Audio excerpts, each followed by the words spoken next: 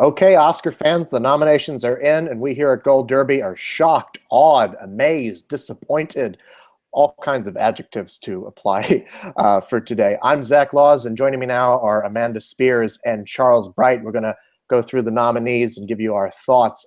Start with you, Amanda. What were some of the most glaring inclusions, exclusions, things that jumped out of you now that we've had some time to think it over?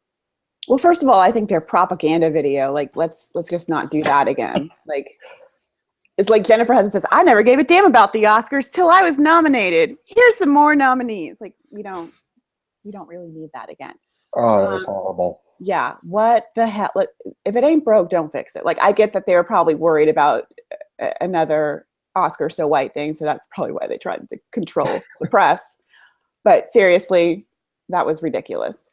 Otherwise, I had mixed feelings about Amy Adams being left out. I was really pissed because her film was nominated for a lot of awards, I think 8. Mm-hmm. And I think it would have been nice to see a Best Picture nominee with a Best Actress nominee where she is the lead of the movie, not a co-lead like Emma Stone and Ryan Gosling are. But then part of me is also a little relieved that she's not going to join the 6-time loser club. So it's I kind of run hot and cold on that, but I really loved Hugh Grant and Florence Foster Jenkins, and we've been talking about that since the movie came out. Zach and I, after we did all those Emmy chats, so I was kind of disappointed that he was left out. Yeah, I think the thing with the two of them, Hugh Grant, as we know, was campaigning and supporting, and that's where SAG and BAFTA put him, but the Globes put him in lead actor. Do we think that perhaps he could have split the vote there, drawn votes away from his supporting campaign? Would he have had a better chance in lead actor, considering that we basically had the same 5 contenders throughout? You're shaking your head, Amanda. No, I always believed he was supporting. I never bought him as the co-lead because it's Florence Foster Jenkins. Meryl Streep is the title character. But I just thought after he hit everything, he got a Critics' Choice nomination for the Comedy Musical Actor. He was nominated at the Globes, the BAFTAs, the SAG Awards. He's the one I thought would show up. And I mean, we play by statistics, so sometimes it either burns us or it helps us. So I didn't have Lucas Hedges in there, for example, because I don't nominate 19-year-olds unless you do something really spectacular usually. I mean, when you look at what Leonardo DiCaprio had to do for What's Eating Gilbert Grape, to get an Oscar nomination at 19, compared to what Lucas Hedges did, it's kind of like, okay, good for you. Right. I mean, they usually don't go for young boys. I guess that has a lot to do with the popularity of the movie itself. Charlie, they're also not the Catholic Church. Right. Oh my God. Hey, this group awarded Spotlight. What do they care? Charlie, what were some of the biggest surprises for you? Was there anything that anybody that got left out that just made you rile in your seat? I was, there are a couple categories here where what we had this year was, and I hear this term used a lot, but it's apt. It's an embarrassment of riches. One, of course, is Best Actress. We were bound to be saying at this time, at this point, oh, we can't believe so and so didn't get in, and it was just a surprise that Amy Adams was the one we were saying instead of Ruth Negga. Who, along with Annette Bening and why are names just escaping me right now? Taraji P. Henson and Emily Blunt, Jessica Chastain. Jessica Chastain, that's the other one I was trying to think of. It was very surprising, but it's still. I think that's a testament to the depth of the category this year, and we are fortunate for it, and better for it, and hopefully we will have more years like that. Another category I would say that with is actually the documentary feature. These are still. I got 3 out of 5 on that. I got 13th. I am not your Negro, and OJ, Made in America. Yeah, I love seeing that 8-hour movie in the movie theater. Well, it's fantastic. It's absolutely wonderful. I've seen it, but I agree. It's a masterpiece. I'm so glad that it got in. Yeah, whether it can win, that's another story. But I had The Eagle Huntress and Glee extremely well reviewed, but these other two that got in, Fire at Sea, Life Animated, they're also very well received. And then you also had documentaries like Tower and what's the other one I was trying to think of? Wiener. Those documentaries. I thought was going to get in. Yeah, I took that out at the last minute and put OJ Made in America because I didn't have OJ Made in America in there until yesterday. I was very, very iffy about that because the whole thing of, that this was something that aired, that most people saw on television as opposed to in theaters, I thought was going to be a major strike against it. I'm glad I put it in, glad I predicted it. I think Mel Gibson getting into director, that was kind of surprising. I think that was kind of surprising on that end. Let's talk about that because he got in at the Golden Globes and he got in at Critics' Choice. He did not get in at the DGA, and I and a lot of other people thought that him missing at DGA meant he was not going to get in at the Oscars because, as we all know, the DGA, the Directors Guild, has thousands of members. They cover both film, television, commercials, on and on and on.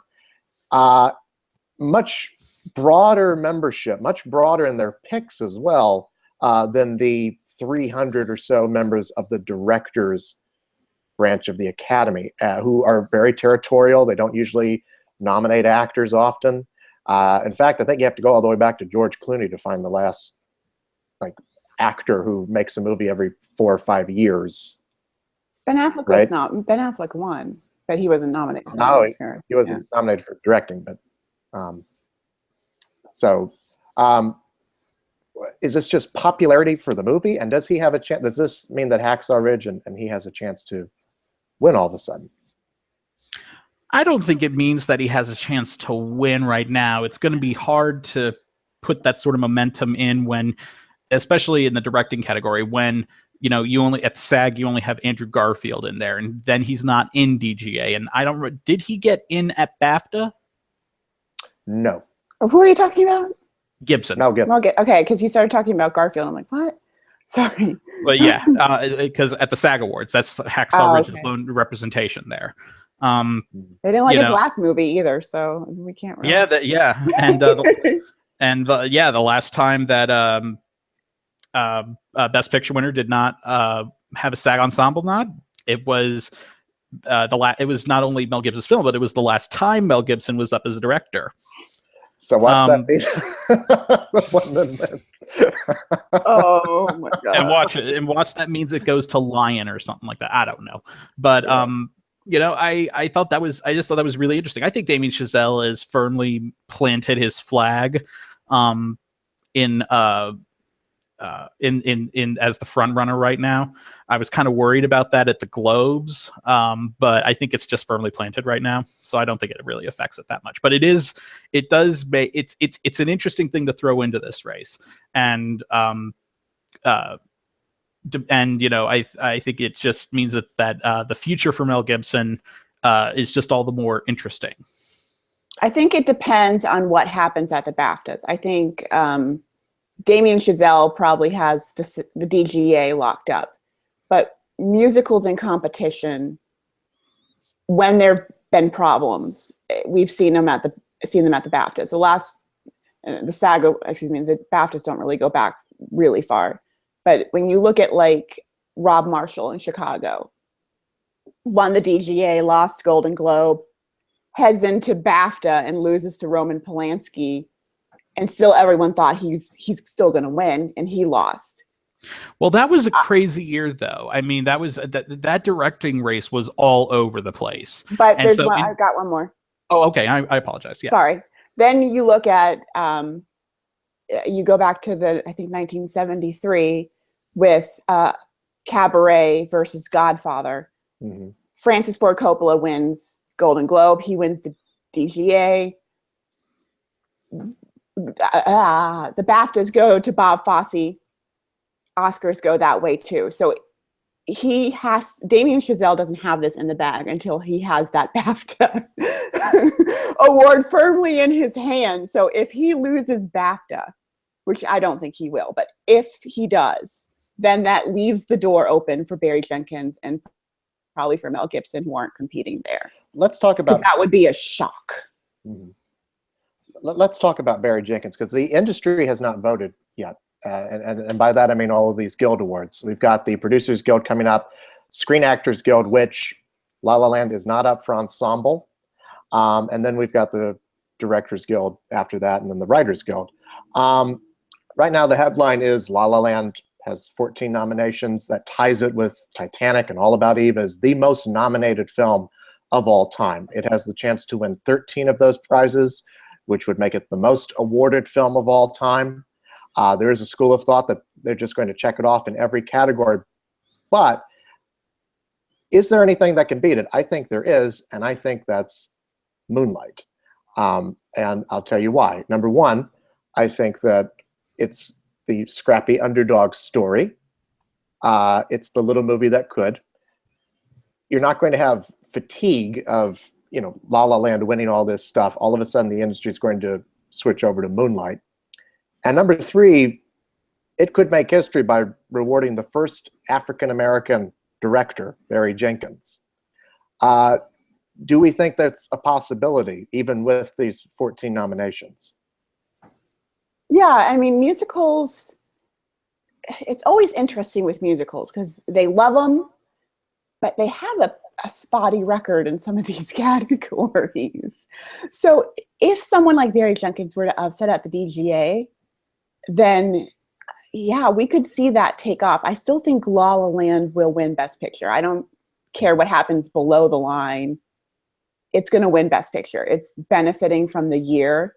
I think another year it might not, but we've all just been through too much with this whole election thing. And here comes this bright, colorful musical that makes us all smile, even if you're not overly in love with it. But yeah, I do think if that narrative takes off, and we won't know because he won't compete at BAFTA 100%, but yeah, they could split. Let me ask you this, though, Amanda. You bring up the fact that this is a feel-good movie. Generally speaking, movies that are lighter in tone have a hard time winning Best Picture. Not in election years. Not in election years. If you think back to Argo, you wanted those people to get on that plane. You were rooting for these people. If you have this kind of... Well, but you have a rooting factor. You want these people to get their dreams, but you want them to stay together. Same thing with Argo. Slumdog Millionaire. It won in an election year. You wanted him to get the girl. You wanted him to win.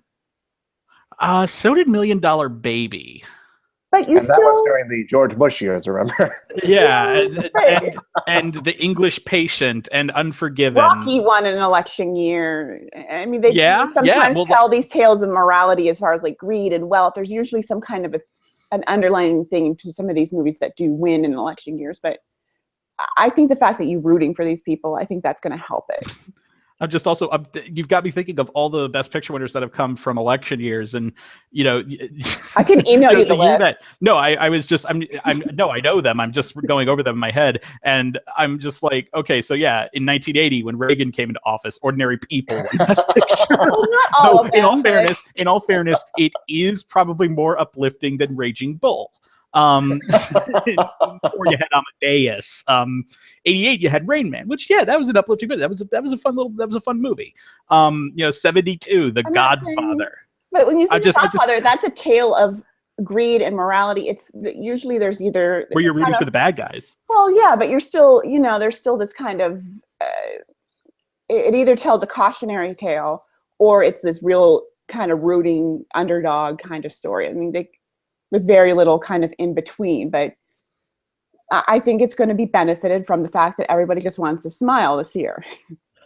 Well, speaking of underdog stories, Zach, before you say that, I just want to, and I wasn't trying to contradict you, Amanda. I understand. There's always just going over them to the rules, but what's also interesting is that actually back in the in the 40s and 50s, it was not or 60s even, it was not uncommon to have a more feel-good movie win over more serious fare. You had An American in Paris win over A Place in the Sun and The African Queen.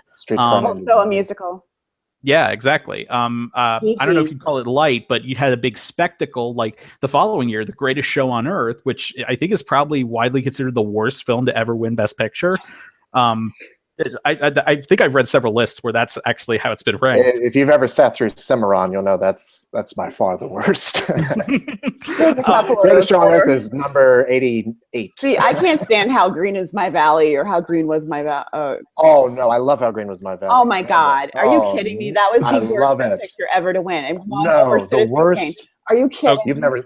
You've never seen Around the World in 80 Days. I have seen Around the World. Back to me. You don't need to. We're flying off the handle. We're just going to go through Oscar history.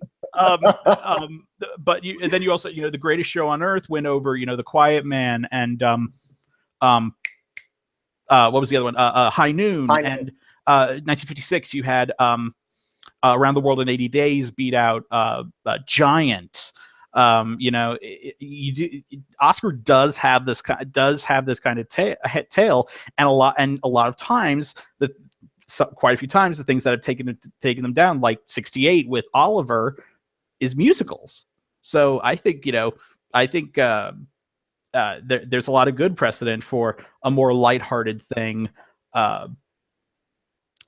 being an appealing thing, especially since there's no other movie that really fits that bill in this list here.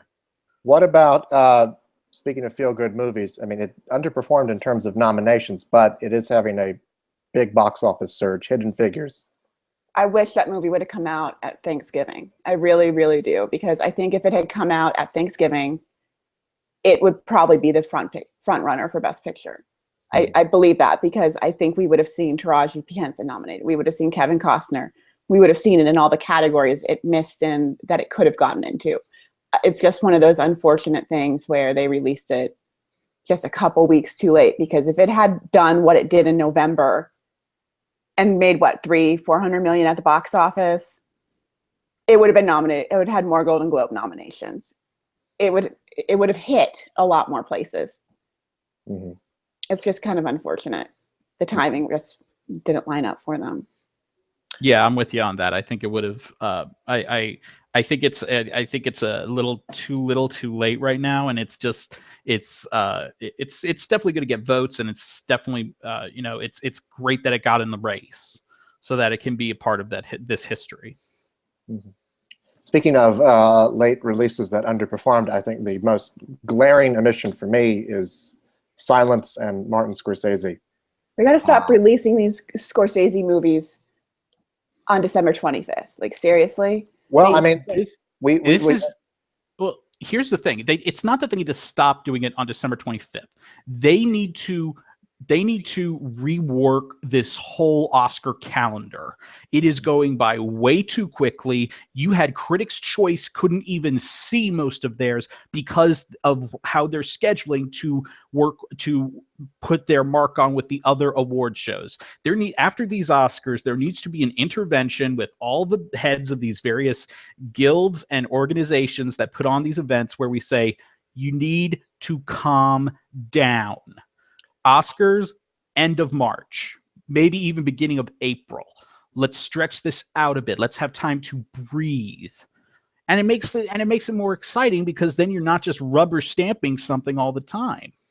Well, we can't go back. I mean, if they're not going to do that, then they need to adjust their schedule. If they didn't think this movie was going to be ready until the absolute last minute, hold it till next November.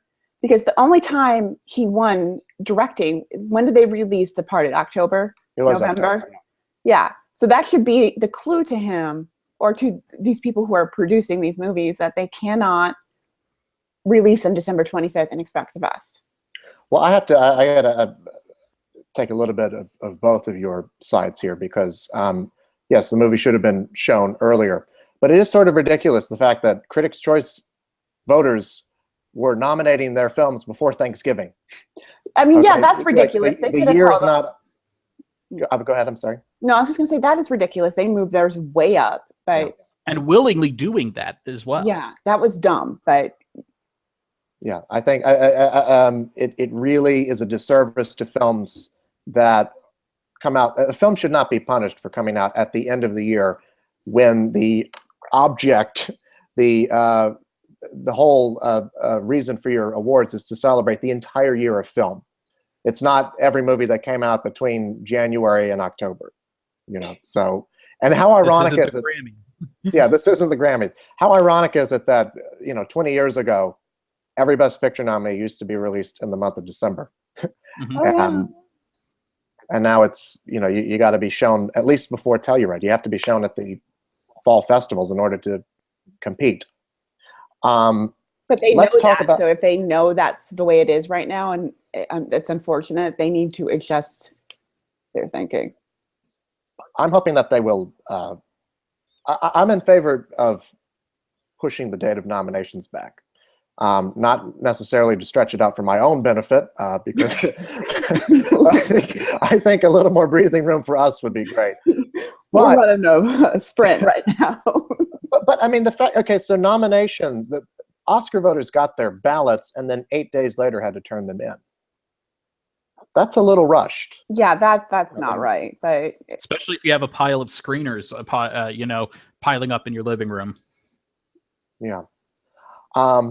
Let's talk about some of the other categories. Are all of the acting races a lock? Is there some suspense? Amanda, let's start with Best Actor. Does Casey Affleck have this sewn up, or is there still the chance that Denzel Washington can beat him? Yes, I think that and I'm predicting it right now. Denzel wins SAG, Denzel wins Oscar. The BAFTAs hate him. I'm sure Casey Affleck's handlers are going to have him in a straitjacket at BAFTA, because we all know what happened to Russell Crowe. I don't think Denzel Washington's going to get that lucky again, that Casey's going to do something and really. If Casey wants to win, get a goddamn haircut, hippie. Oh my God, I'm serious. Like, he's going to look back at that in 40 years and be like, what was I thinking? Isn't it for a movie though? That's what I've heard. I don't care. It's not for a movie. Come on. It's like Mel and that crazy beard that he had for. Yeah, but he got it shaved before the Golden Globes, so I give him credit on that. It's your first public appearance in a decade. He emerged from his cave. It's the first time anybody saw his shadow. Yeah, but I think that if Denzel wins SAG, which I'm predicting, because they awarded Roberto Benigni. Remember, no one thought he didn't even get a Golden Globe nomination, Roberto Benigni, but he directed himself, and the actors appreciated that enough, and there you go. Let's talk about.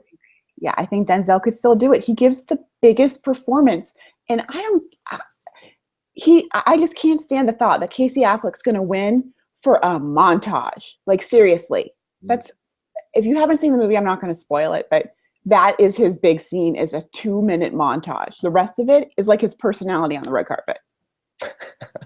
We know how I don't really want to be here. Let's talk a little bit about SAG, because I think this is something that's kind of crucial. SAG has a history of rewarding actors who have won Oscars in the past and they haven't rewarded before, mostly because they won their Oscars before SAG started handing out awards. So 1995 is when they had, so it's for films in competition in I know way too many of these facts, but 1994. Right. So, I mean, and you can probably name off a couple of these names as well. Their first year, they rewarded Jodie Foster for Nell, who had just won 2 Oscars. Prior to that, she did not end up winning the Oscar. That went to Jessica Lange for Blue Sky. Al Pacino won in TV. They've been given Paul Newman won for a supporting role in television. If they can throw a SAG award at a veteran, they will do it. Yeah. Well, Meryl Streep winning for Doubt, and to Pacino, that was for Angels in America, and he was winning everything for that. And the same thing with Paul Newman with Empire Falls. I mean, he was winning the supporting prize at the Globes and the Emmys. I don't think he won the Emmy. Yes, he did. Oh, okay. I keep thinking about Philip Seymour Hoffman in that movie too. He lost the Emmy, then won the Oscar a couple months later. Yeah, I get them all confused because you have so many of these facts just running in their heads. They just bleed into each other. Yeah, it happens to all of us. So sorry. But yeah, I mean, even when these don't end up winning the Oscars, I mean, you have people like Kathy Bates, Primary Colors. She won her Oscar for Misery. Robert Duvall, A Civil Action, the same year he won his Oscar for Tender Mercies. John Voight. What did John Voight win for? I thought he won. I'm gonna have to pull up the list. But anyway, Meryl Streep and Doubt, on and on and on. So they love to reward people, veteran actors, Oscar winners who they haven't rewarded before. And Denzel Washington has never won a SAG award. He has 2 chances this year, either in lead actor or in ensemble. So certainly that can change the game. Charlie, what do you think? I think that's entirely possible. And hell, I'm somewhat convinced, even if Casey Affleck was at SAG, that Denzel could still win at the Oscars. It's I think you all just articulated every point that I would make right there. So I'm not gonna waste time repeating anything, but I think you're absolutely right on that level. Moving on to Best Actress, does Emma Stone have this locked up, No. or? No, you're both shaking your heads. We're like synchronized shaking.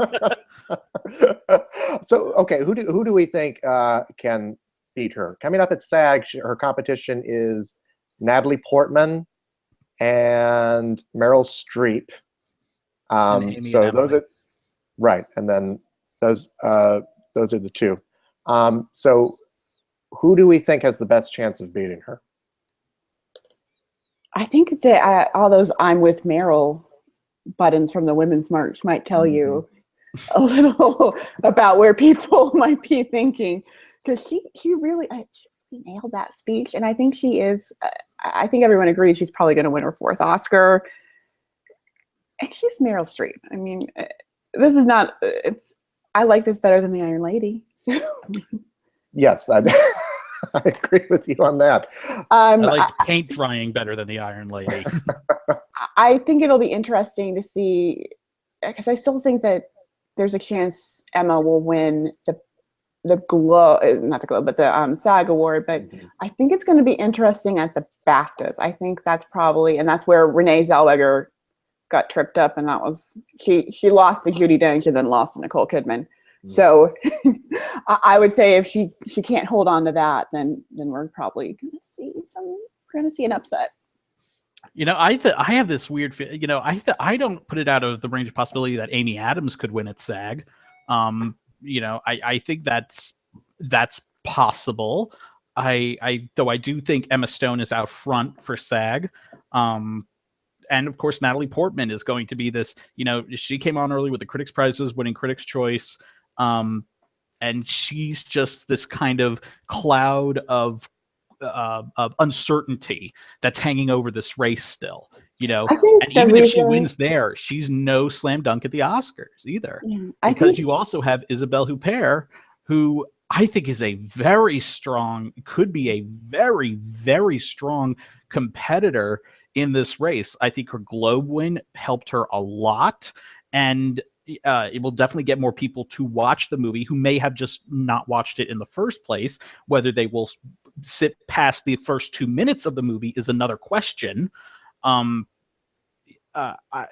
think that she is peaking, and she's in the conversation at the right. She's in the conversation at the right time, unlike Emmanuel Riva, who was only really coming up in the later weeks of that, before the actual ceremony.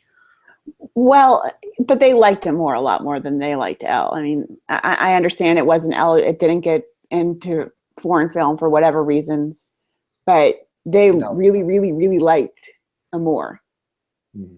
They nominated it for directing. It had a lot more support. That's true.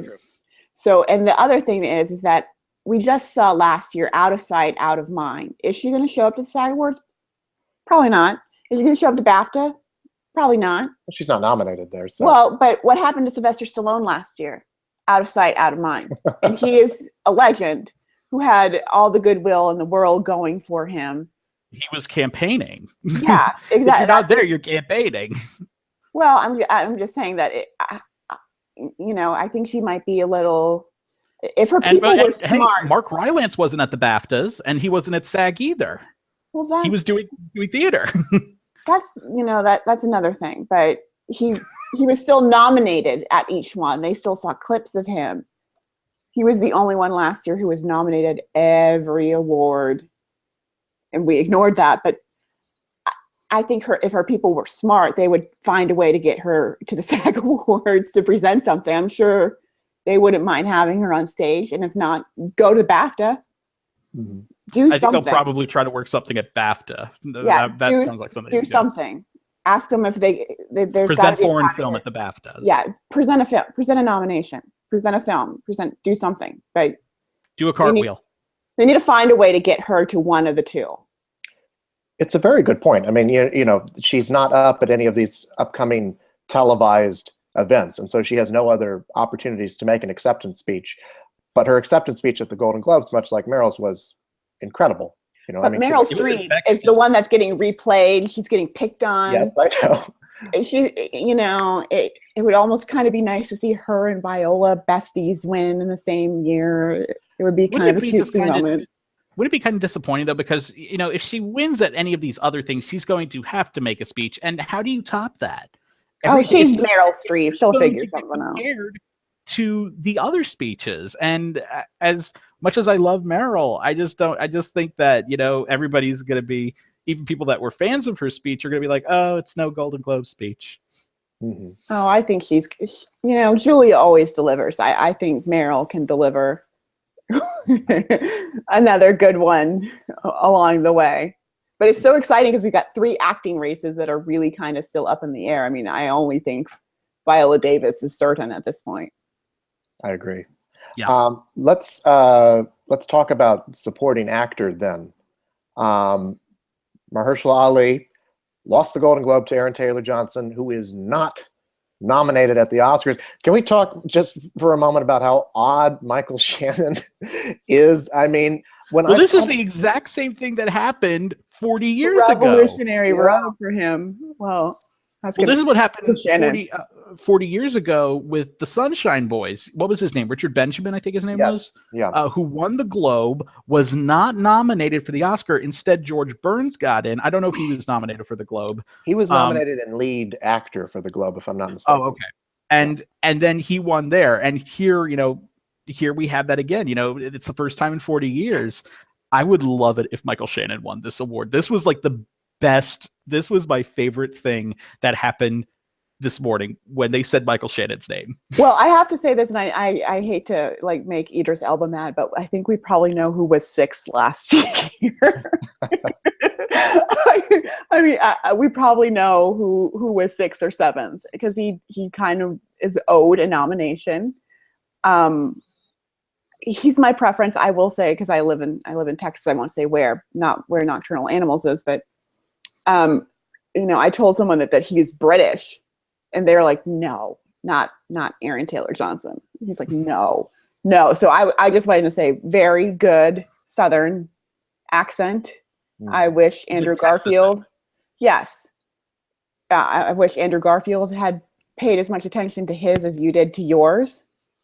But I really like Michael Shannon as this cop with nothing left to lose. And he was the one we were initially thinking would gain traction for this movie. You know, because he got in a Critics' Choice. So, you know, so did Aaron Taylor-Johnson. They both got in. Did he? I think so. No, I'm thinking of Hell or High Water. Yeah. I'm thinking of the guy from Hell or High Water. Never mind. Sorry. Yeah. The other Texas movie about. The other Dusty film that I'm like, this is why I don't drive on the freeway at night. Like.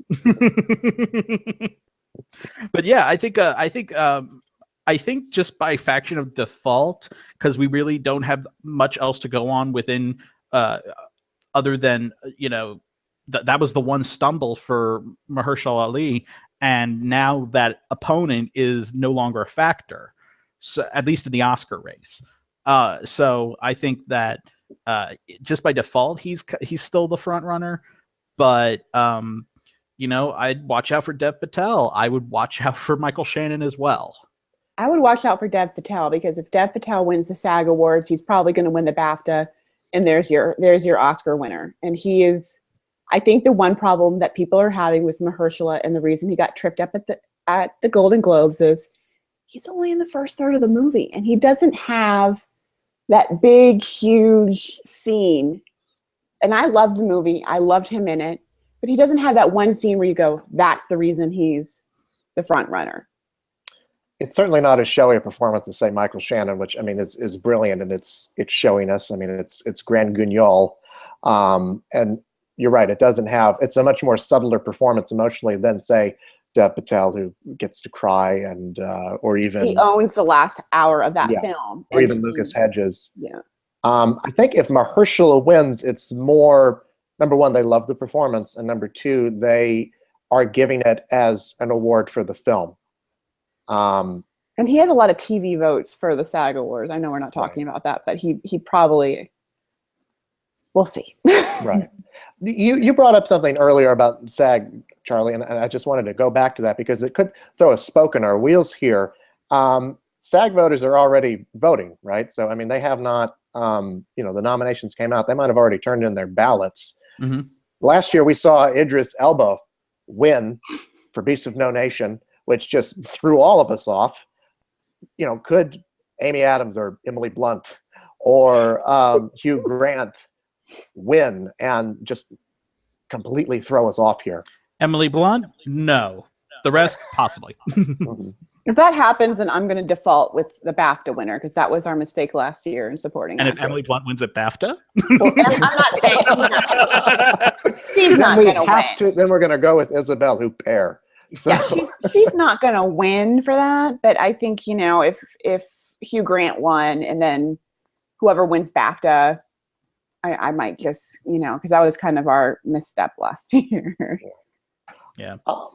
Though I will say I was surprised by that Michael Shannon's nomination was the only one for Nocturnal Animals. I thought that movie was having a very big upswing in terms of not only its Guild performance, but being, I think, the second most nominated movie at this year's BAFTAs. And how it popped, and how it popped up everywhere at the BAFTAs, except Michael Shannon didn't get in at the BAFTAs, and now he's now it's only got this one nomination. That really surprised me. Yeah, I was surprised too. I think I had Tom Ford for director. That was the one I missed, but it would have been 4 other people before I got to Mel Gibson. So I'm so happy for Michael Shannon. As we said, there's nothing really to talk about in supporting actress, but could Naomi Harris win at BAFTA? No, because the problem is that Viola is so far ahead. And if you remember with Julianne Moore, she was so far ahead of Rosamund Pike. So if they don't want to look like morons themselves. So when somebody is so clear in a way ahead as Viola is, they're going to go with that person. And Naomi's running in second or third. I would still put Viola at number 1, but I'd put Naomi a close second. Yeah, I mean at BAFTA. Oh yeah. Yeah, at BAFTA because she has had a very, very steady presence in British film for the past several years. I remember I went to see the Mandela movie with Idris Elba that came out a couple of years ago, and I thought the movie was all right. But I remember seeing her as Winnie Mandela and going, "Oh my God, who is that?" She blew me away with her performance in that. So ever since then, I've been seeing whatever she's been in and just rooting for her to get the kind of recognition that she is getting right now. Let's move on to some of the below the line categories because I do want to delve into those. I just published an article on Gold Derby, not to plug my own work here or anything, but I am predicting La La Land to win Best Original Screenplay over Manchester by the Sea. You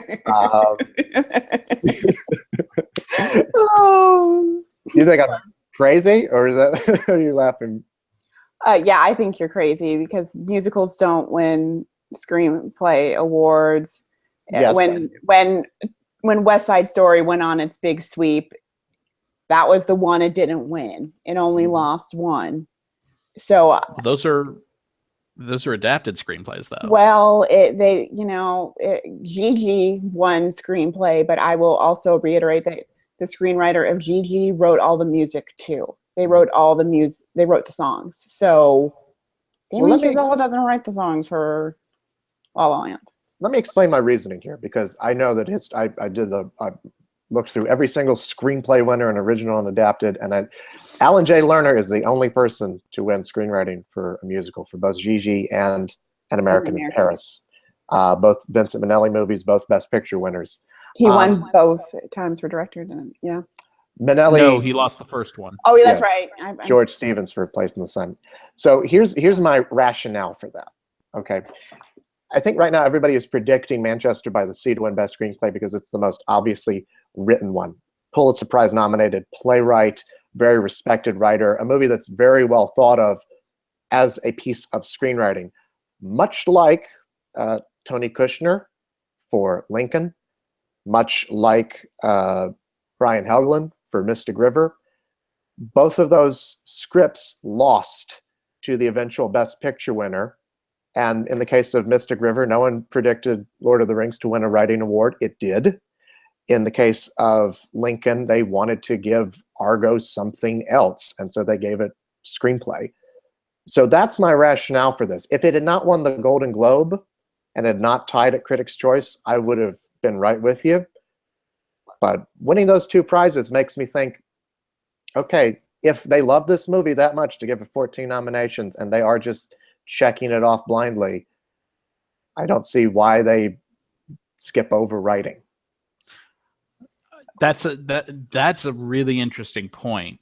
The one counter I would say to that is Titanic wasn't even nominated. Well, yeah, Titanic wasn't even nominated for its screenplay. Sound of Music wasn't nominated for its screenplay. But La La Land is. La La Land is. I think the one thing to remember with like the Lord of the Rings one is remember that movie won every award it was up for. Mm-hmm. And that, I mean, what was that, 11, 12? 11. It was 11. Yeah. Yeah, that not many movies go 11 for 11. So if this one is so popular, no one's really predicting Ryan Gosling to win. It can only win one, poor guy. I will say, out of all the people who won for La La Land at the Golden Globes, he gave my favorite acceptance speech. So if there was anybody who I think benefited himself at the Golden Globes, it was Ryan Gosling.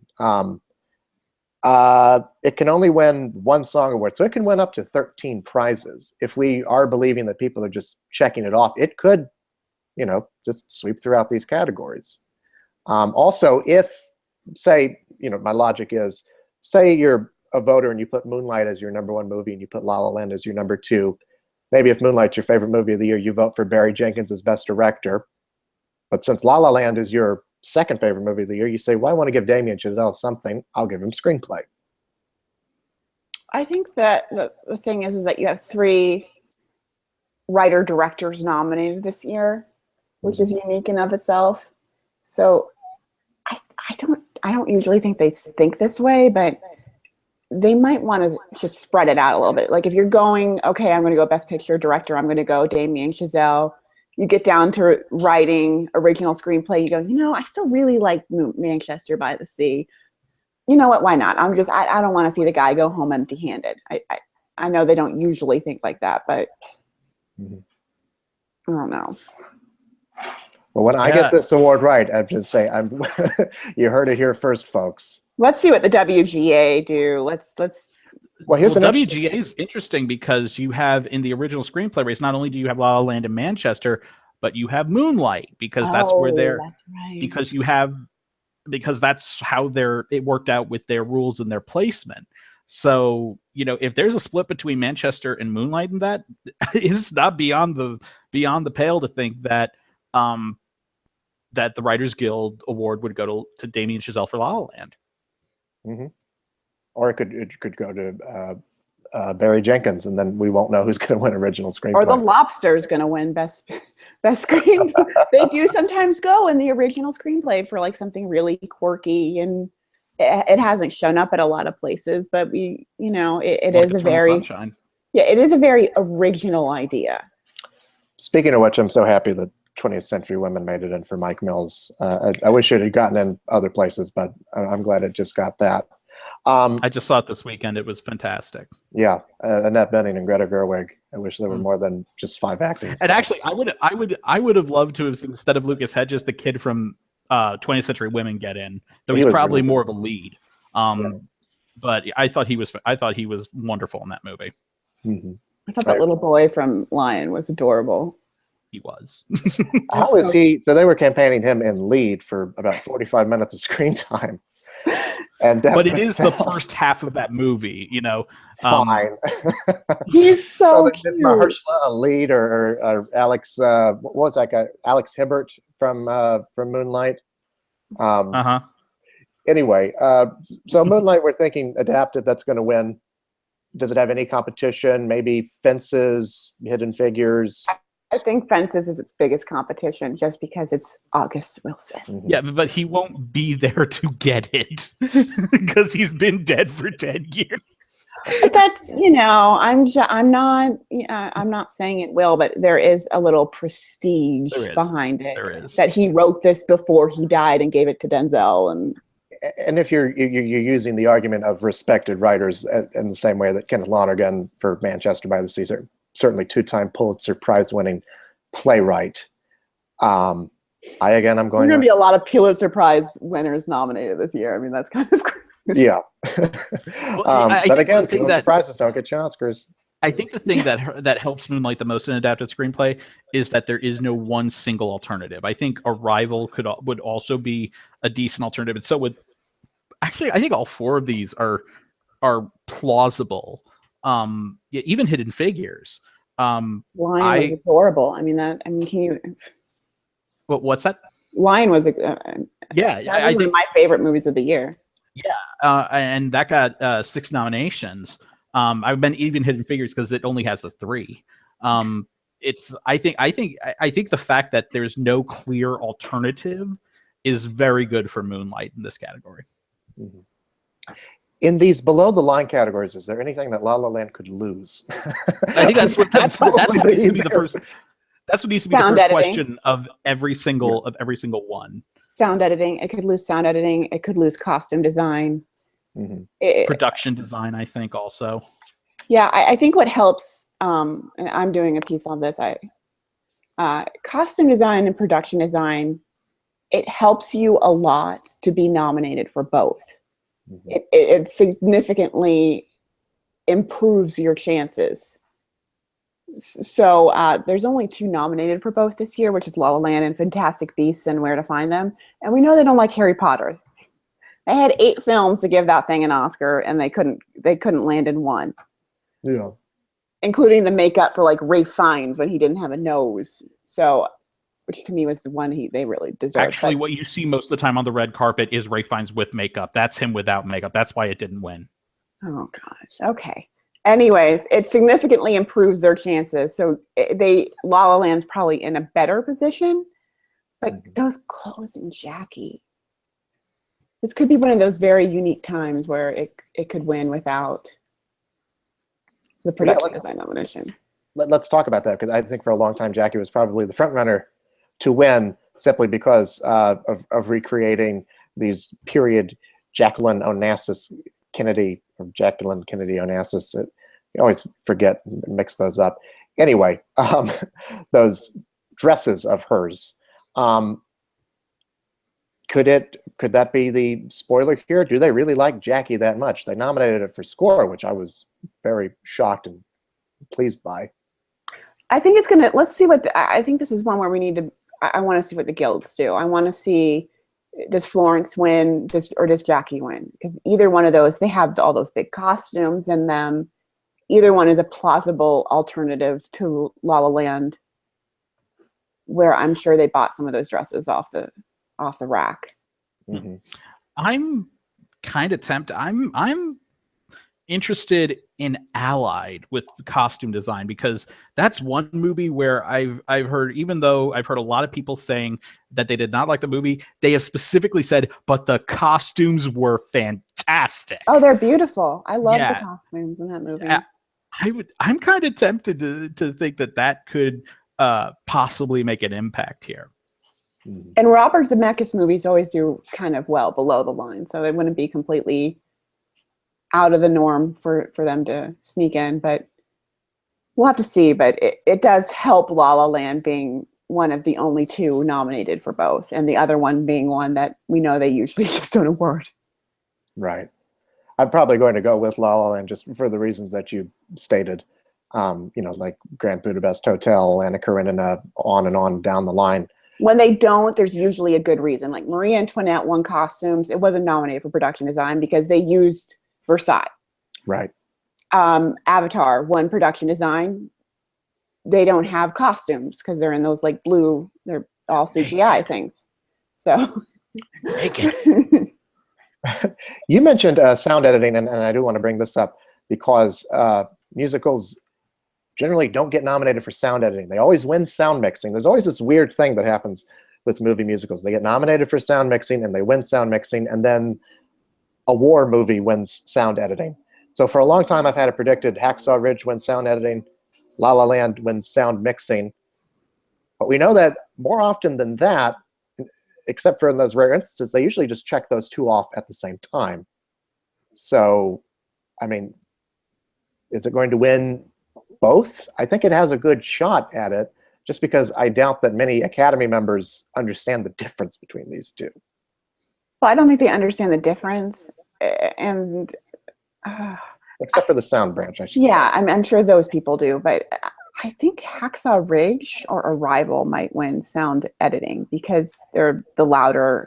I mean, first of all, Arrival is a movie about communication, so it would make sense for it to win. Plus, I'm not 100% convinced that those two always usually go together when they've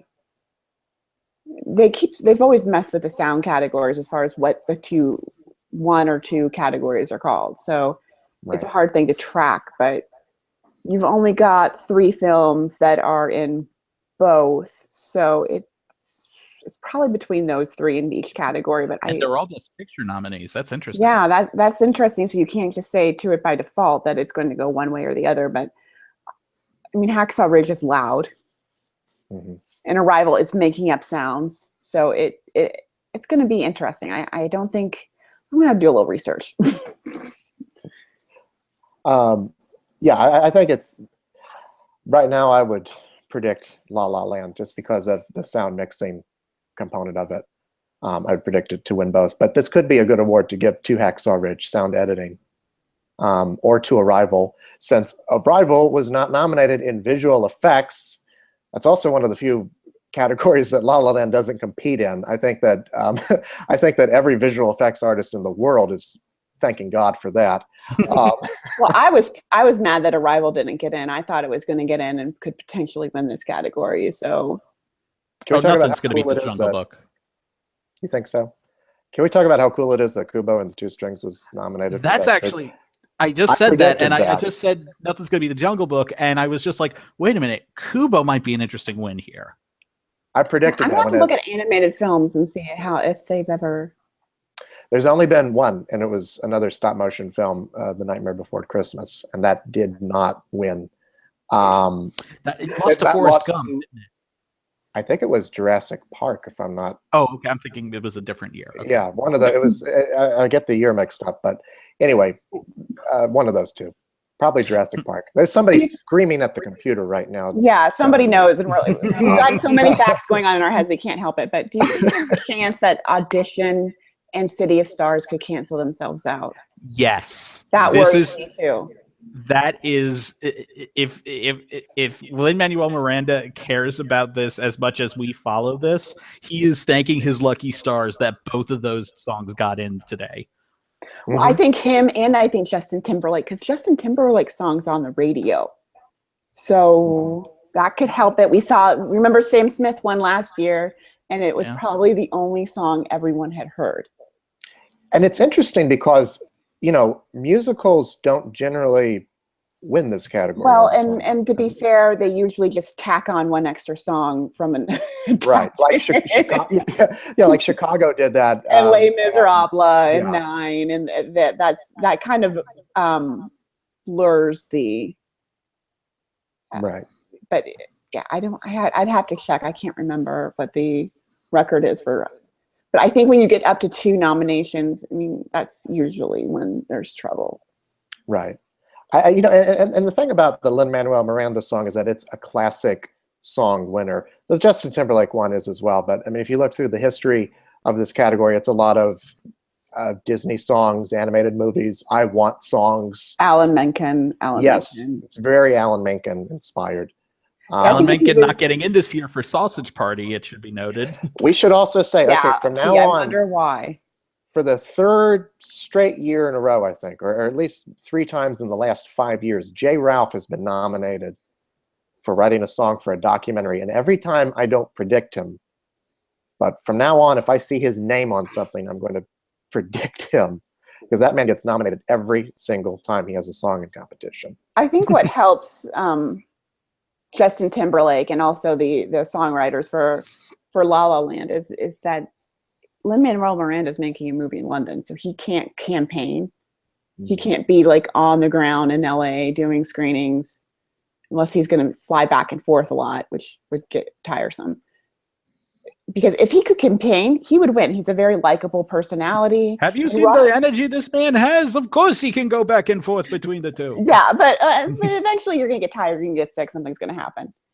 But I think that, Robert Lopez is probably like praying that he gets hold on to that EGOT record for a little longer as the youngest. But he's still got 2 years to do it. Well, I'd have to start calculating by like month, but that's right. Yeah. Yeah, he could still do it. He's going to do it eventually, but this might just not be the year. Mm-hmm. He's another Pulitzer Prize winner. He's another, Yeah. He could be the only Pulitzer Prize winner that wins this year. That would really be the weirdest thing. He gets up on stage and says, "Suck it, Lonergan." Right, yeah.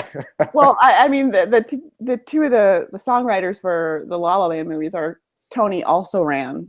So if he lost, they're probably going to be writing their own musical again soon. So find a good category. So in the remaining categories, we got documentary, animated, foreign language film. I think the agreed upon front runners in this category, at least what I'm predicting right now, and I'm not too certain on any of these: Zootopia, OJ Made in America, and Tony Erdmann. What do you guys think? I think, strangely enough, I actually think Zootopia is the front runner in animated feature, even though there are 2 other movies that actually have other nominations. The only reason I'm not 5 for 5 in original screenplay is because I took out The Lobster yesterday and I put in Zootopia. And it pained me to take out The Lobster because I loved it so much. But I thought, because I just watched Zootopia last night and I was like, oh my God, this is wonderful. So I think it's still pretty gung-ho to win, since there's not one alternative. Foreign language film, Tony Erdmann is a maybe. I don't know. It depends on if people are actually watching it, and if they're not watching it, if they're not watching any of the foreign films but still voting on it, and they just go, "Oh, I've heard good things about this. Check." Yeah. That's probably the thing that helps it the most. I actually had one of the films I had actually getting in was It's Only the End of the World, because it's just, well, the reason I purposely put it in there because that's one that critics have been ridiculing so hard, and every time they've done it, it has backfired on them, like it did at Cannes and at other competitions. So that's why I put it in there, thinking that it would get in. I was going to be like, okay, that's it, it's the winner. Well, we know as much as Sausage Party campaign to try to win. This is. We've kind of seen they do kind of prefer children's movies, or at least not something so blatantly raunchy that like your child wouldn't want to eat afterwards, that they're thinking like you're killing, your food has feelings. I'm like, if a child saw the preview for this, they would not want to eat. Like, I don't know about foreign language film. Documentary feature, to me, that one is going to be one of the most interesting ones of the night. I think Ava DuVernay could win. Yeah. Because they kind of owe her. Exactly. And it's one that everyone has access to, even without a screener. I love that OJ documentary. I think it's great. But this is the TV Academy and this is the Film Academy. You two need to talk and decide what qualifies as Oscar nominations and what qualifies for Emmy nominations. Because the next thing this thing's going to do is try to get Emmy nominations. And that is not appropriate. 13th could do the same thing in all fairness. I mean, we've seen a lot of overlap in the last few years. Yeah, and I know it's streaming and everything, The hunting but ground. this is not a movie anyone in their right mind would go to a movie theater and see, because it's 8 parts, 10 parts? It's 5 parts, 7.5 hours. Yeah, no one's going to sit through a 7.5 hour documentary in a theater. Okay, no one in their right mind is going to sit through. Anyway, I would. okay, no one should get half an EGOT for one project unless you're reprising a role. That should be the only exception for that. Or it's like a song, like, a Grammy. Mm-hmm. But hey, O.J. Simpson's having a great year as a subject. He should have been Times Man of the Year. I mean, that's he's been in the news. OJ has been in the news more now than he's been in the last 20 years. Somebody's been like, you know what? I'm going to make a movie about O.J. Simpson. Like, let's make a major motion picture because everybody seems to really love him again as a topic. Time for Weekend at OJ's. My mother doesn't watch scripted television, and she watched the People versus O.J. Simpson thing. So. But yeah, I think that animated, a documentary feature is anyone's guess at this point. I really, the fact that OJ got in to me was probably, I don't know if that was its biggest hurdle. It was like maybe in number 1 in the prediction center.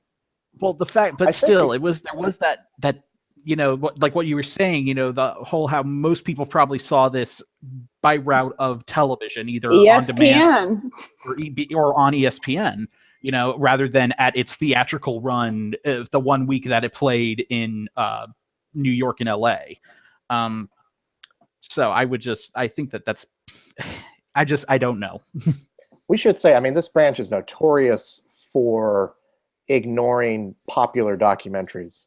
And that's why I think both OJ and 13th, I'm glad they both got in, because I think they're that and I Am Not Your Negro are the best of the bunch.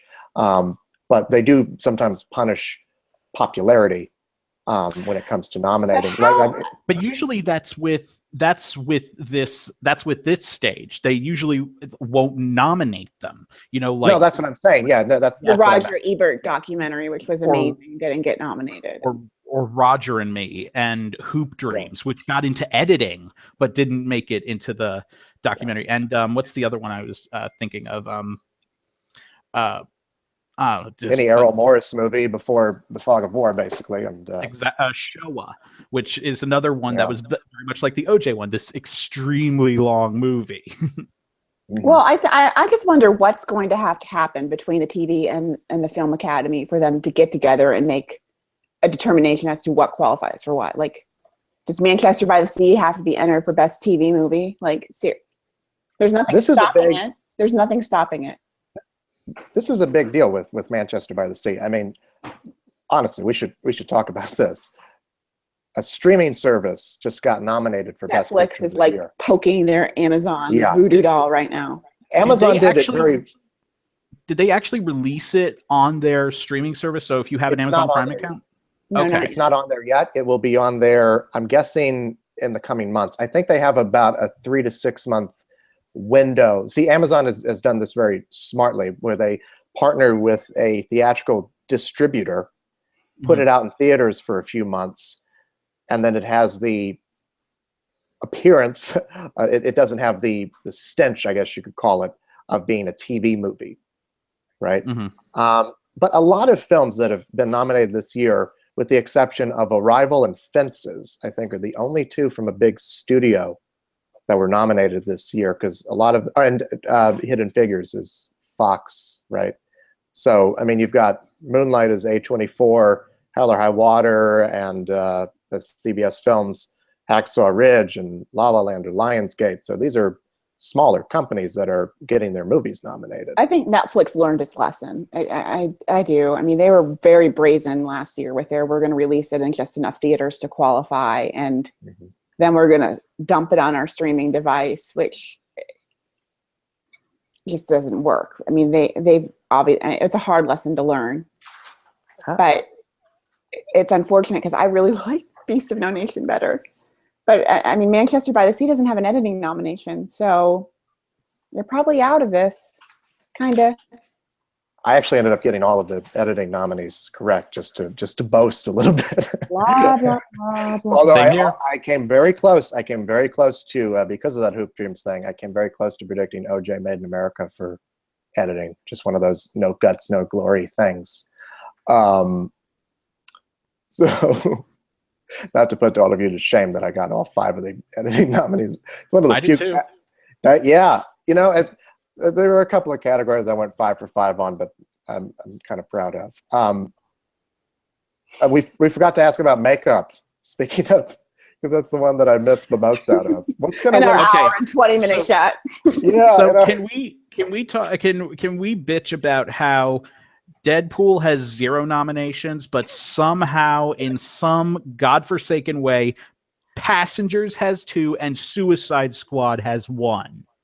Well, we forget often, I mean, especially with these below the line categories, that it's not best makeup in a good movie or best production design in a good movie. Because, I mean, that, I agree with you, Passengers is not that good of a movie. And I'm surprised that it got nominated for anything. But, you know, Guy Hendricks Diaz is his name. He's the guy who was the production design. He's Christopher Nolan's guy, you know. And then Thomas Newman. I mean, I thought that if there was a veteran composer that was going to get nominated this year, it would be John Williams for the BFG. But Or for that Rogue One. Did they get nominated? that was Michael Giacchino. Yeah. Oh, okay, sorry. I thought he was doing the he's the Star Wars guy. But yeah, I mean, there's Thomas Newman. It's his 14th nomination. So Has he won yet? no, he's the Roger Deakins of composers. Well, you want to talk about someone who's waiting in sound mixing? You still got Kevin O'Connell. Got it. What is this? His 20th? 21st, yeah, and then 21st nomination. Greg P. Russell on number 17. Wiley Statement in sound editing. But wouldn't it be amazing if Arrival won cinematography? I mean, to really give it a minority, to really show, and not to say that's the only reason, the cinematography in that movie is amazing. It'd be a deserving funny if they know it's because they don't have the actual names on the ballot for that race for cinematography, and you have people thinking, "Oh, it's Denis Villeneuve. He works a lot with Roger Deakins. Let's vote for Arrival for cinematography," thinking they're voting for Roger Deakins. Is he nominated, Roger Deakins? I didn't look up the names. No, I was half inclined to put him in there for Hail Caesar, but oh, that movie. Oh. I'll tell you what. I'm gonna make a 2017 and then in the year 2018 Oscar prediction. If the Blade Runner sequel is as good as it looks, then Roger Deakins will finally have his Oscar. You heard it here first, folks. Here's hoping. I'm already looking ahead. Now I'm done with this year's Oscars.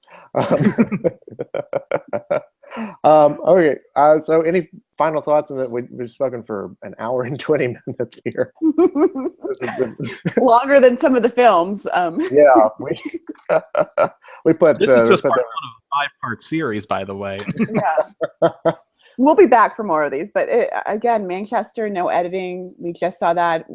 We just see sometimes where these calculate, you know, from a statistical point, sometimes that just happens where it's just kind of that time, but it's probably, they're probably out of the Best Picture It race. hurts that it has no below the line support. Yeah, and it's not going to win an acting award unless Casey Affleck can behave and get a haircut. It could be like this year's Up in the Air. Up in the Air is another example I should have used. That's a perfect example Yeah, for Manchester by the Sea. Yeah, because that movie won every single writing award, including the Golden Globe, which Manchester. And they had all that like fuss over the screenplay. And together, 2 people who never even met before. Yeah. So I mean, that's I should have brought that one up instead. So, Charlie, any final thoughts? Well, you know, I really don't have any others other than I can't wait to see the short films, which hopefully I'll be, I can't wait to see those. And I'm just, I can't wait for the La La Land Awards later this month or later next month. Watch. I mean, so it's got the most nominations tied? What if it pulls a color purple and the turning point? Can you imagine that?